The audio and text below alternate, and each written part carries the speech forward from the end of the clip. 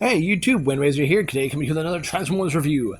Today I'm going to be looking at an oldie but a very good classic figure. I'm going to be taking a look at Beast Wars Manterror.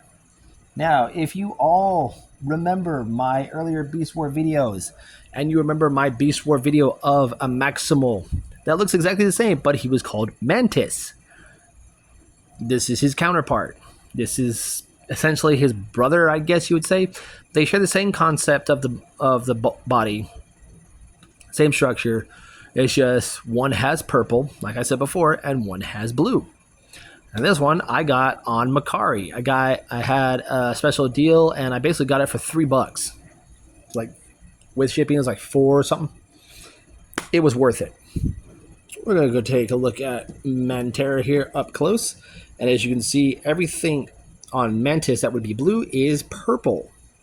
Even a little marking on front.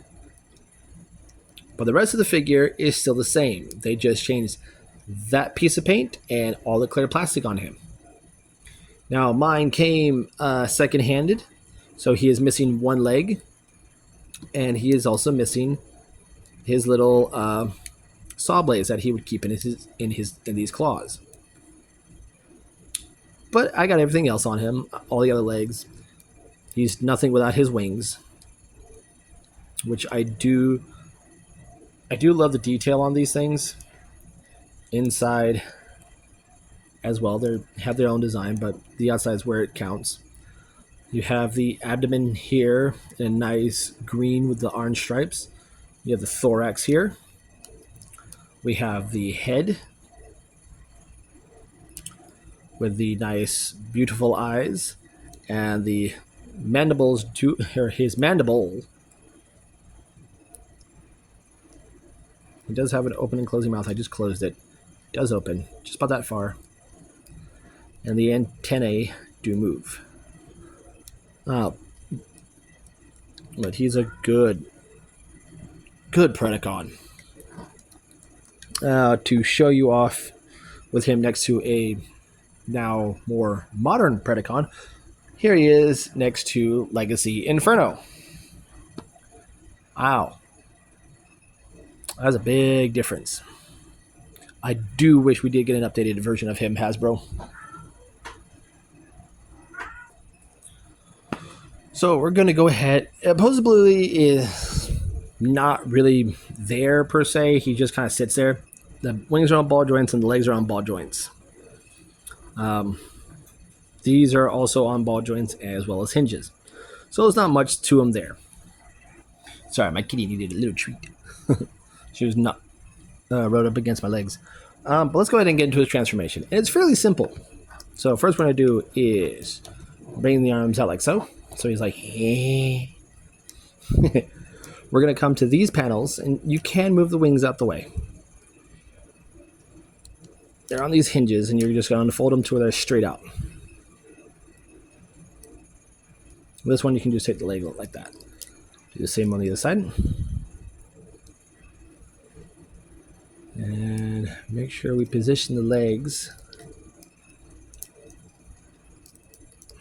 a certain way on either side. So the legs, you're going to bring them up. As you can see, the hip's going to come with them, so you can basically bring them all the way out. Like so. Open up the toes. Bring down the waist, and fold the waist back up. We're going to come to this whole section here. And once, what we're going to do is, move these out. We're going to fling this forward, and this little panel is going to open and pop his head out. There you go. Before we bring up the head, you want to fold these panels in, like so. Like I said, that's going to go like that. Move these over the arms, fold that in, like that. Fold that up, and then swing this hinge. So it's going to come from this throop point into that throop point,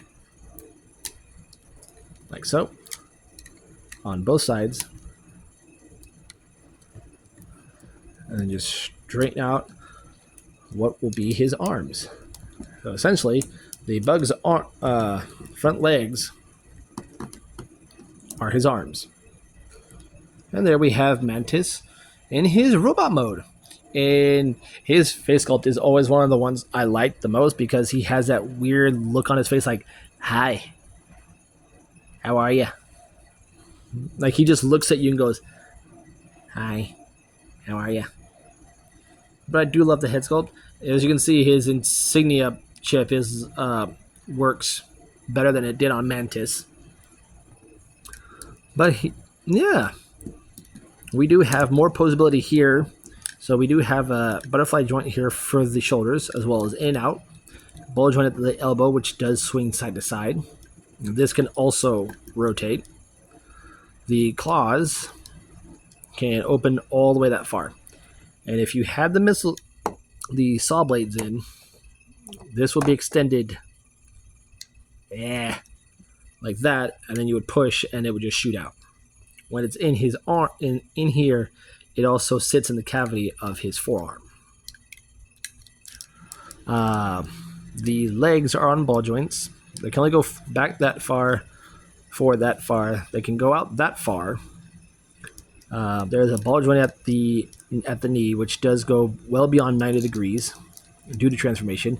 It does act as a rotational pivot. And then you have the feet, which do the heel and toes that open and close. And his head is also on a ball joint. And it's also made of clear plastic too. So the fact that he's been around this long and survived this long, I'm impressed. I'm very, very much impressed with him. With a other Beast War buddy of his that I have with me, I'm going to use Noctoro. If y'all remember him, he's the weird Brahma bull thing.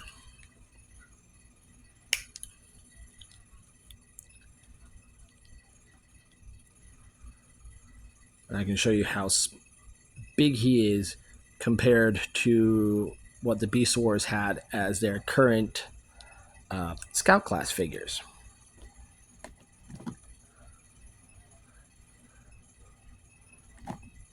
Oh, that's how tall Noctoro is to him. I just find that freaking hilarious. Yeah, I don't have any other Transformers in robot mode right now. But yeah, there you guys have it. There is my review on Mantis, the Predacon from Beast Wars. He's also in we got him in the toy line, but he was also in the cartoon Beast Wars the second or Beast Wars Neo. I can't remember correctly. So I found that very, very weird, interesting that we got him and Mantis in the U.S. market. So, yeah. Well, there you guys have it. There is my review on Beast Wars Manterror. I'm Windraiser, and I'll catch you on the next review.